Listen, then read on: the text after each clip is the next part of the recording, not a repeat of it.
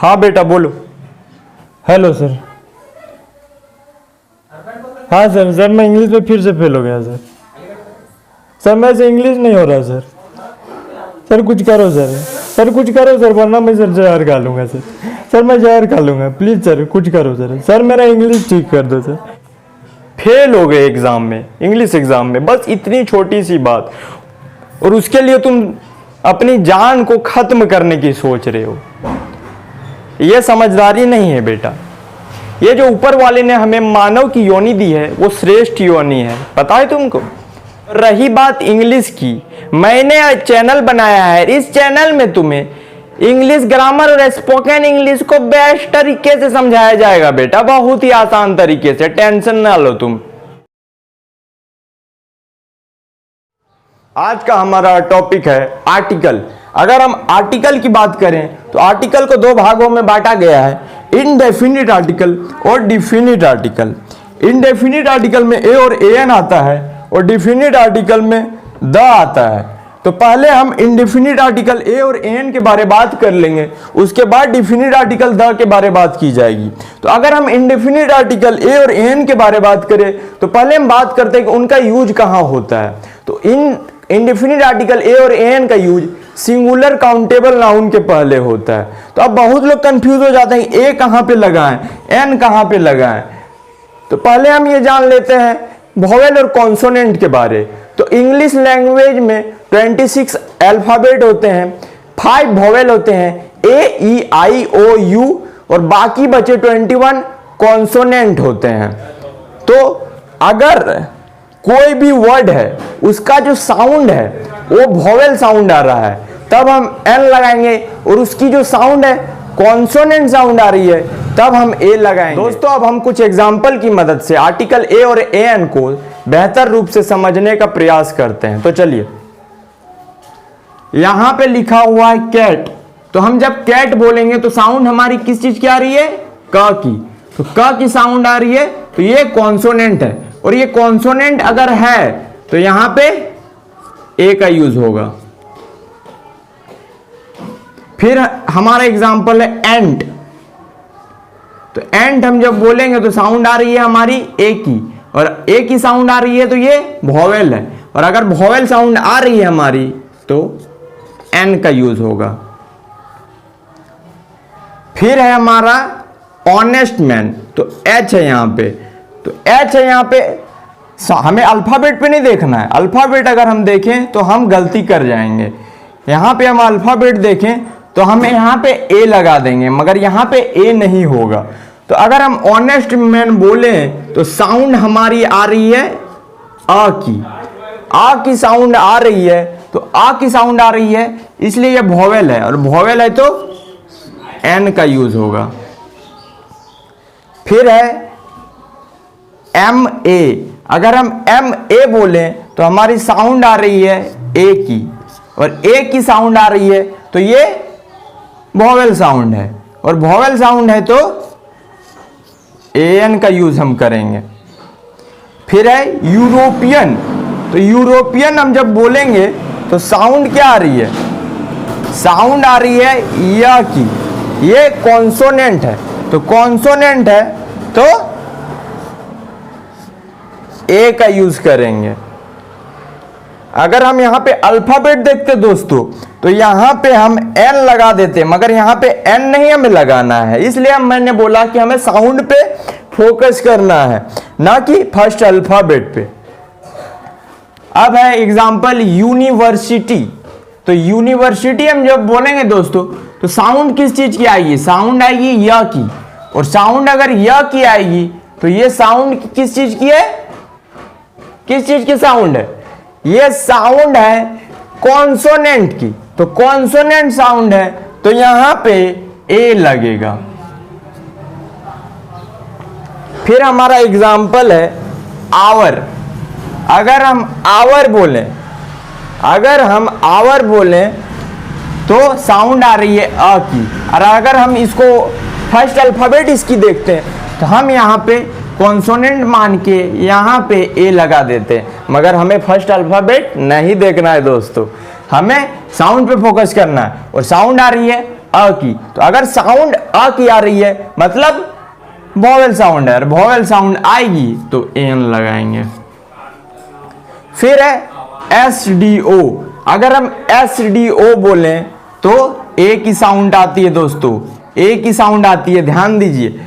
और अगर हम फर्स्ट अल्फाबेट देखें तो यहाँ एस हो जाएगा, और एस है तो कॉन्सोनेंट आप कॉन्सोनेंट है ये, और अगर आप कॉन्सोनेंट मान लोगे तो यहाँ पे ए लगा दोगे और आपसे गलती हो जाएगी। और आपको यही गलती मैं नहीं करने दूंगा, आपको मैं गलती नहीं करने दूंगा। यहाँ हमें साउंड पे फोकस करना है। यहाँ एस डी ओ हम जब बोलेंगे तो यहाँ हमारी साउंड ए की आ रही है, और साउंड ए की आ रही है मतलब साउंड वॉवेल की आ रही है। और वॉवेल साउंड आएगा तो आप सभी को पता है, मैंने बताया है ये कि एन का यूज करेंगे दोस्तों, एन का यूज करेंगे।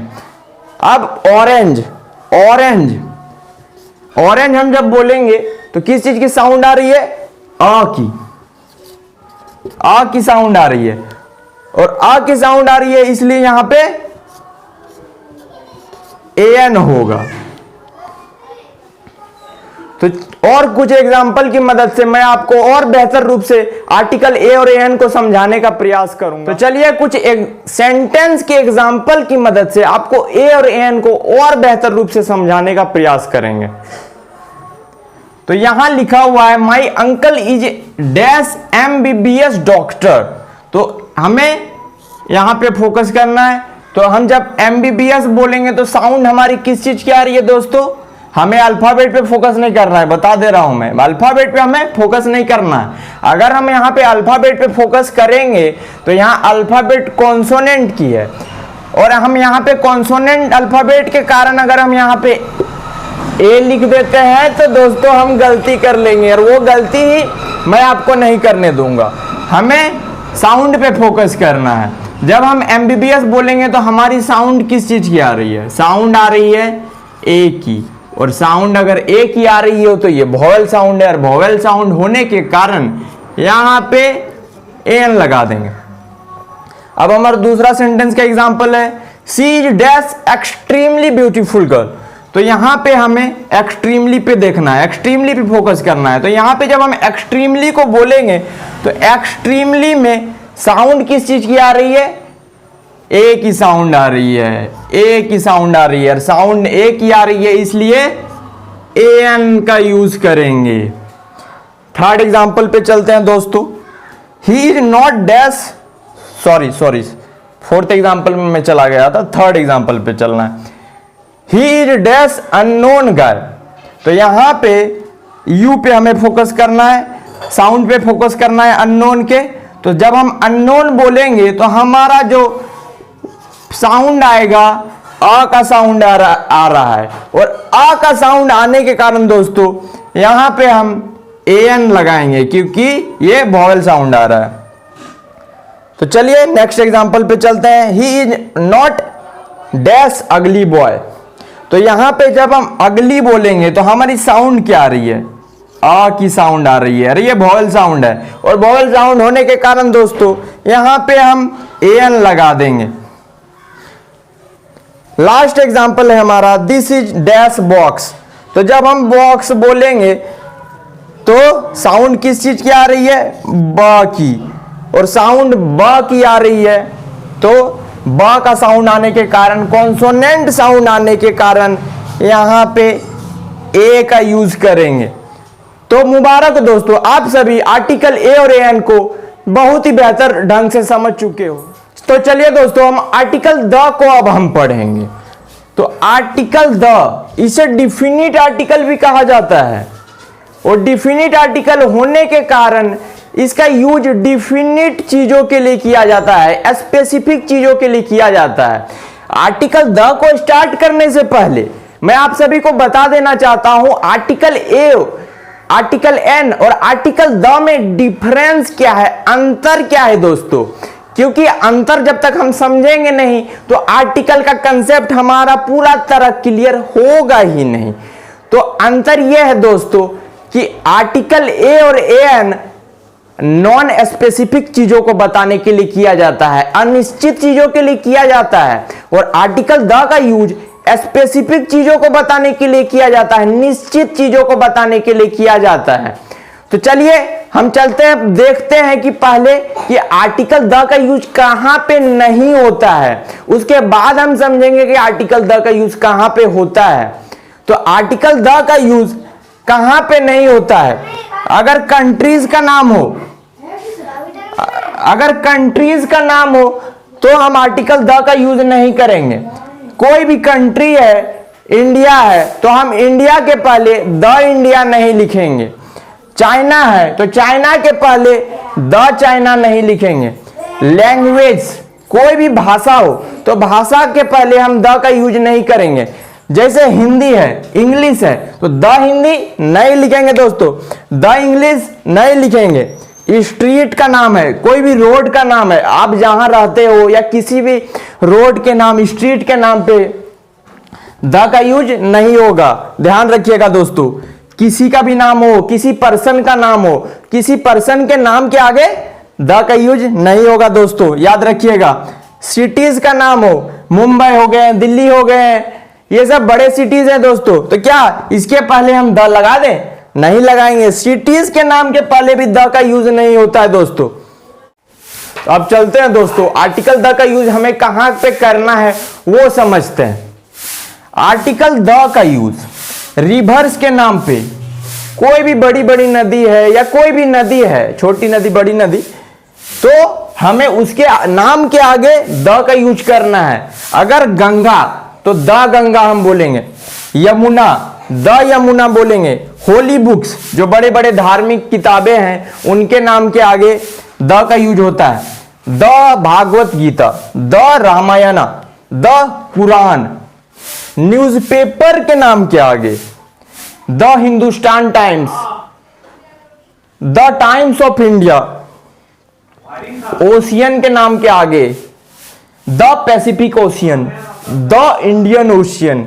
हिस्टोरिकल प्लेसेस बिल्डिंग, इनके नाम के आगे भी द का यूज करना है हमें दोस्तों। जैसे ताजमहल अगर हम बोल लेंगे या लिखेंगे कहीं पे तो द ताजमहल लिखेंगे, द रेड फोर्ट लिखेंगे।